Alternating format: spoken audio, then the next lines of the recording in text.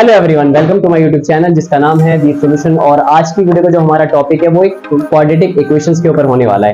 एक quadratic equation class 10 का chapter number 4 है और आज इस वीडियो में मैं आपको पूरा बेसिक बताने वाला हूं कि किस तरीके से हम लोग क्वाड्रेटिक फॉर्मूले का यूज करके इन क्वेश्चंस को सॉल्व करते हैं। और साथ ही साथ ऐसे काफी सारे ऐसे मेथड्स आज मैं इस वीडियो में कवर करने वाला हूं जो कि आपके बहुत काम आने वाले हैं, जिसमें एक सबसे इंपॉर्टेंट मेथड है क्वाड्रेटिक फॉर्मूले का यूज। देन उसके बाद जो सेकंड मेथड है वो है मिडिल टर्म को स्प्लिट करने का मेथड।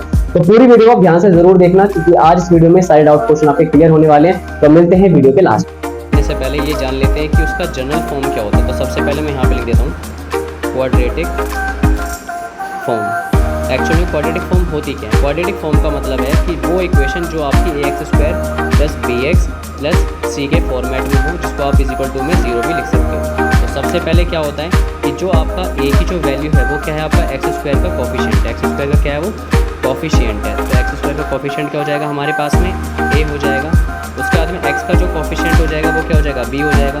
और c क्या है, आपका एक कांस्टेंट नंबर है, तो c का कोई कोफिशिएंट नहीं होता है, बस खाली आप इसको c की वेरिएबल में ही आप इसको लिख सकते हो। ठीक। अब इस क्वाड्रेटिक इक्वेशंस की जो वैल्यू होती है इनको सॉल्व करने के लिए आपके पास में बहुत सारे रास्ते होते हैं, बट मैं आज इस वीडियो में आपको सिर्फ 2 तरीके बताऊंगा, जिन 2 तरीके से आप लोग किसी भी क्वाड्रेटिक इक्वेशंस की वैल्यू को सॉल्व कर सकते हैं। तो सबसे पहला तरीका जो होता है वो होता है आपका क्वाड्रेटिक फॉर्मूला। और नेक्स्ट जो है हमारा वो है आपका splitting of middle term, splitting of middle term, कि कैसे हम लोग मिडल टर्म को स्प्लिट करके दोनों को सॉल्व करते हैं। तो दोनों मेथड मैं आज इस वीडियो में कवर करने वाला हूँ, तो पूरी वीडियो को आप ध्यान से जरूर देखें कि किस तरीके से क्वाड्रेटिक इक्वेशन काम करता है। तो जैसे सबसे पहले मैंने क्वेश्चन ले लिया x + 3 और यहाँ पे मैंने ले लिया आपके पास में x + 2। ये मेरे पास में 2 बाइनोमियल हैं और इन दोनों को अगर मैं सॉल्व करूँगा तो किस तरीके से इनका आंसर निकालूँ। तो सबसे पहले इनको मैं सॉल्व कर लेता हूँ। तो यहाँ पे लिखूँगा x और अंदर जाएगा x + 2, देन फिर यहाँ पे 3, फिर देन x + 2, उसके बाद x² + 2x + 3x + 6, तो x² + 5x + 6, ये मेरे पास क्या आ जाएगी, इक्वेशन आ जाएगी। अब इस इक्वेशन को अगर आप ध्यान से देखोगे तो ये जो x² है एक्चुअल में जो एक फॉर्म है हमारी क्वाड्रेटिक इक्वेशन की, उस तरीके से दिखने लग गई है। यहाँ पे a की वैल्यू क्या हो जाएगी, 1 हो जाएगी, b की वैल्यू क्या हो जाएगी, 5 हो जाएगी, और c की वैल्यू क्या हो जाएगी, 6 हो जाएगी। तो सबसे पहले क्वाड्रेटिक फॉर्म से इस क्वेश्चन को सॉल्व करने का तरीका आपको बताता हूँ कि आप किस तरीके से इसको सॉल्व करोगे। फिर उसके बाद मिडल टर्म बताऊँगा कि उसमें मिडल टर्म में कैसे आप फॉर्मूले का यूज़ करके इसको सॉल्व करते हैं।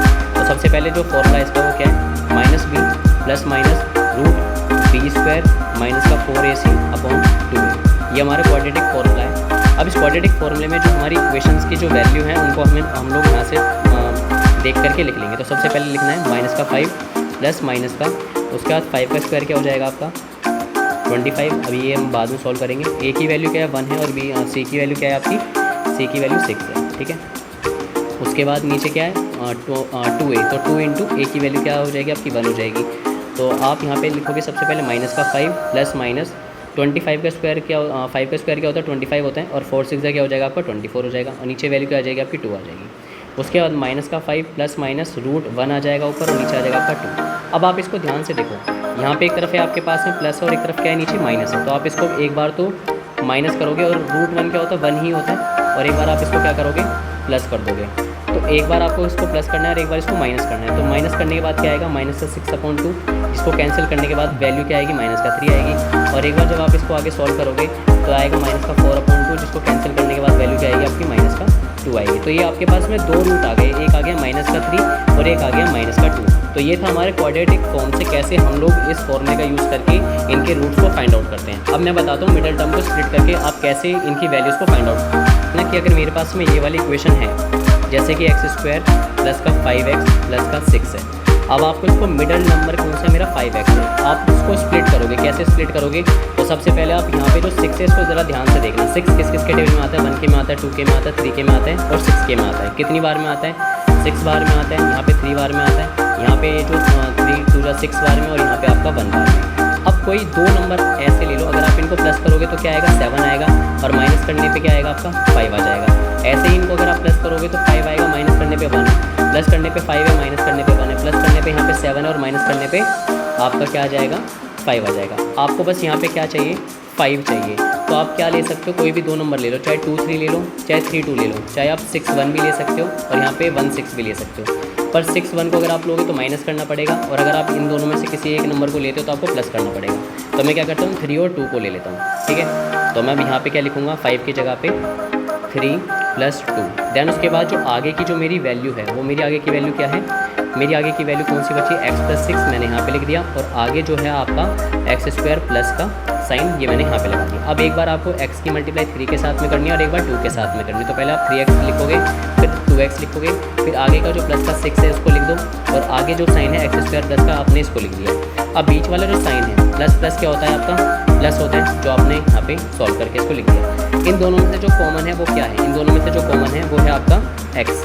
तो आपने x बाहर निकाल लिया, 2 थे बाहर, यहाँ पे 2 है, x की पावर 2 है, तो एक x बाहर आ गया तो एक x अंदर आ जाएगा, इसका x बाहर आ गया तो इसका 3 आ जाएगा। इन दोनों में से जो कॉमन है वो है आपका क्या है, वो है 2। तो अगर आप इसको आगे सॉल्व करोगे तो आ जाएगा x प्लस का 3। देन अगर हमारी ब्रैकेट के अंदर की वैल्यू सेम हो जाती है तो आप इसको पहले लिख लो x प्लस का 3, और ब्रैकेट के बाहर वाली जो वैल्यू है x प्लस का 2 आप इसको ब्रैकेट के पीछे लिख लो।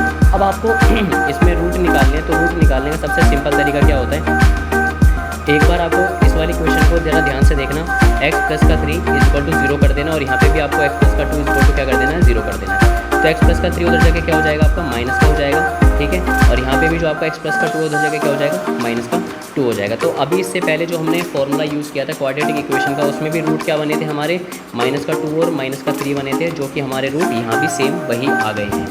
तो हो सकता है आपको इस वीडियो को देखने के बाद ये डाउट क्लियर हो गया होगा कि क्वाड्रेटिक इक्वेशन से अगर आप किसी नंबर को सॉल्व करते हो या फिर आप मिडिल टर्म को स्प्लिट करके इस मेथड से अगर इन क्वेश्चंस को सॉल्व करते हो तो दोनों का आंसर क्या आता है, सेम आता है। अब हमारी जो पूरी एक्सरसाइज होगी इन्हीं के ऊपर होगी, और इस एक्सरसाइज का आप लोग वेट करना, बहुत जल्दी मैं इसके क्वेश्चंस अपलोड करूँगा NCERT के। तो मिलते रहेंगे हम लोग नेक्स्ट वीडियो में, तब तक के लिए बाय, ऑल द बेस्ट।